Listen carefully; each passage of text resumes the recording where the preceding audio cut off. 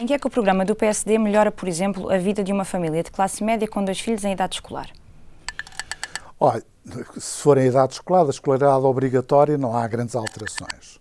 Mas, se for, por exemplo, até aos 6 anos, tem claramente benefício, porque o custo da creche ou o custo do jardim de infância diminui de forma significativa. Em especial, mobilizando aquilo que é a rede das creches e jardins de infância que estão nas instituições de solidariedade social e permitir ter algo que é tendencialmente gratuito. O segundo aspecto que é importante é no que diz respeito ao alívio, no que diz respeito ao IRS. Não é? E depois há um que abrange todas as famílias, que é o IVA sobre a eletricidade e o gás, abrange todas as famílias, e para uma família da classe média a fatura de eletricidade e gás é uma fatura relativamente elevada. Olha, já há medidas que são facilitadoras da criação de empresas. O problema para nós não está na criação de novas empresas. O problema para nós está na capacidade que as pequenas empresas têm em tornarem-se médias ou grandes. Quando as empresas precisam de ganhar escala, muitas vezes não existem incentivos, existem desincentivos, porque aumenta depois a carga fiscal, porque aumenta os custos e aumenta os ónus no que diz respeito, por exemplo, a papeladas, a número de trabalhadores, a contribuições para a segurança social, etc, etc. E, portanto, há empresas que não querem crescer. E isto é algo que eu diria que é quase que paradoxal. Portanto, aquilo que nós temos que fazer é precisamente permitir que as micro e as pequenas empresas se tornem médias empresas ou grandes empresas. Há uma outra proposta do PSD que propõe que as empresas venham a pagar mais TSU ao defender que se deve taxar não só sobre a massa salarial, mas também sobre o valor acrescentado gerado pelas empresas. Elas não vão pagar mais TSU. Pois, era isso que eu lhe ia perguntar. Não. Isso é ou não pôr as empresas a pagar mais impostos? Não. Aquilo que se propõe é que haja duas componentes na contribuição das empresas da taxa social única. Uma componente que é aquela que está dependente de fato ao trabalho, que é aquela que existe, e uma outra componente que esteja dependente daquilo que é o valor acrescentado líquido da empresa. E isto porquê?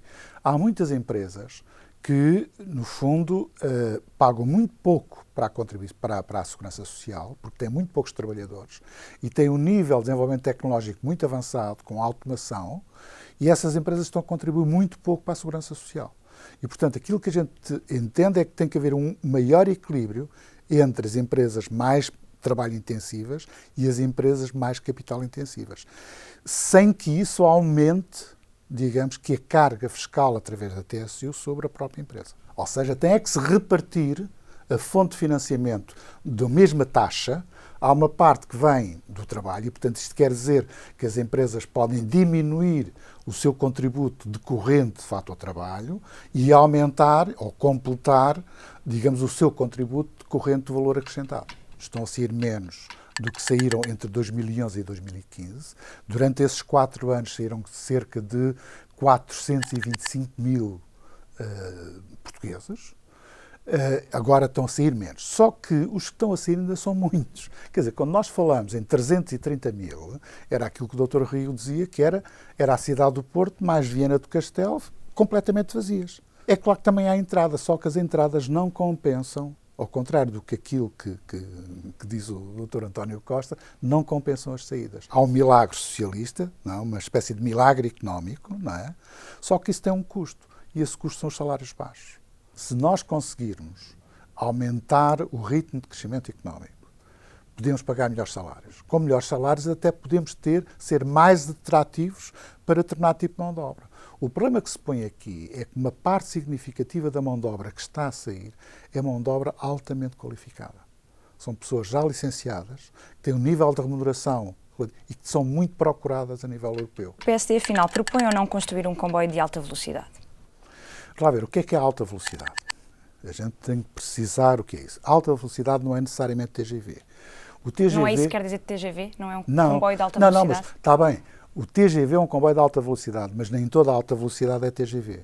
Há 3 categorias de alta velocidade, em função de saber se todos os troços permite a mesma velocidade, se é uma linha construída de novo, se é uma linha recuperada e, portanto, aquilo que nós propomos é um nível intermédio. A velocidade não é importante. O que é importante é ter os canais disponíveis para reforçar o transporte de mercadorias e também o de passageiros, já agora. O PSD não quer um TGV nem propõe obras megalómanas? Não. Agora, há uma coisa que eu posso dizer, é que se nós tivermos a infraestrutura, e se houver condições daqui a 20 ou 30 anos, não sei, de ter TGV, ficamos com a infraestrutura feita. A reforma do sistema político é outra bandeira do PSD. Olhando para o hemiciclo atual, de 230 deputados, o que é que o PSD propõe fazer? Reduzir esse número? Valorizar os votos em branco? O que é que propõe? Ouça, o problema da redução de deputados não é para nós uma questão central. Nós entendemos que a expressão do voto em branco deveria ser atendível, ou seja, devia ter consequências. Mas não fazemos disso uma grande questão. Limitação de mandatos dos deputados. Tem sentido ou não tem sentido? Eu acho que tem. Porque aquilo que os que são contra a limitação dos mandatos defendem a profissionalização da política. Ou seja, pessoas que entram lá com 25 ou 30 anos e só de lá saem para a reforma. Quer dizer, isto é uma perversão completa até dos mecanismos de rejuvenescimento e diversificação que tem que haver no recrutamento do pessoal político. Não apresentam nenhum número, portanto, não dizem para que número de deputados é que o hemiciclo deve reduzir. Não têm essa proposta. A única coisa que nós garantimos é que estamos disponíveis para analisar as várias soluções, são várias, para a redução do número de deputados. Não fazemos disso questão, mas há um princípio que tem que ser respeitado, o problema da proporcionalidade. Ou seja, nós não queremos que os pequenos partidos sejam sacrificados em benefício dos grandes partidos. E, portanto, essa diversidade de representação tem que ser mantida. Mas admitem ir até ao mínimo previsto na Constituição? O que está na Constituição 180. São 180. Há soluções intermédias, mas está mais que visto, não vale a pena nós estarmos a inventar que nós cumprimos em dizer é preciso pegar no assunto, lançamos uma ideia e vamos discuti-la, do que aquilo que todos fazem é calarem-se, não dizerem nada e fica tudo na mesma. Na fase em que estamos, aquilo que nos interessa é melhorar a imagem de partido a nível nacional, sem distinção. Aquilo que nós sabemos das campanhas é uma coisa muito simples, é que se fizermos a campanha, ganhamos muito pouco. Se não a fizermos, perdemos muito. Exato. E, portanto, vai ter que se fazer a campanha, mesmo que o ganho não seja muito grande. A partir da altura em que o Dr. Paulo Portas descobriu as feiras e os mercados, toda a gente passou a ir às feiras e aos mercados. E eu estou plenamente convencido que uma campanha assente em feiras e mercados não dá resultados absolutamente nenhum. É preciso descobrir a roda outra vez. Claro. Ele na altura teve razão. Criou uma imagem, não é? E, de certa forma, a comunicação ajudou a passar essa imagem, que era popular e que ia falar com as peixeiras, com o pessoal das feiras. A partir da altura em que todos o fazem, deixa de ter efeito. Portanto, é necessário voltar àquilo que é a substância. E a substância é a forma como nós discutimos as propostas que temos. Porque uma coisa é as pessoas saberem quais são as propostas. Muitas delas eventualmente, não perceberam ainda qual é o alcance das propostas. Então é uma boa oportunidade para falar. E não é preciso ser em grandes comícios. Nos grandes comícios não se fala com as pessoas.